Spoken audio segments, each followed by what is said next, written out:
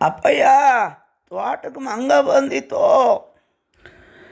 ನಿಂಗೆ ಜಡುವ ಹೋಯ್ ಬೆರ್ಸ. ನಂಗೆ ಹೆದರಿಕೆ ಮೈ ಬಿಸಿ ಆಯ್ತು ಕಾಣಿ ಅಪ್ಪಯ್ಯ. ಎಂಥದ್ದಾದ್ರೂ ಕೆಲಸ ಹೇಳಿದ ಕೂಡಲೇ ಮೈ ಬಿಸಿ ಆತಲ್ದ.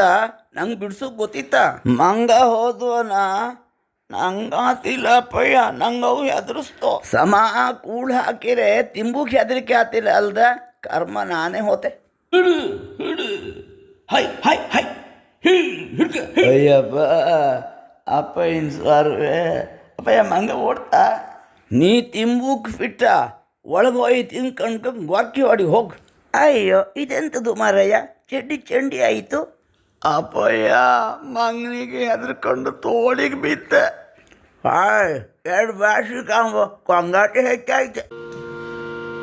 ಮಂಗನಿಂದ ಮಾನವ ಅಂಬುದ ಕೇಳಿದ್ದೆ, ಮಂಗನಿಗೂ ಹೆದರ್ತಾಯಿ ಪೂಕ.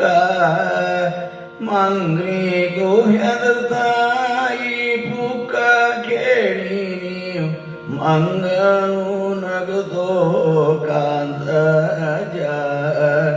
ಮಂಗನು ನಗದೋ ಮಂಗನು ನಗುದೋ ಕಾಂತಜ.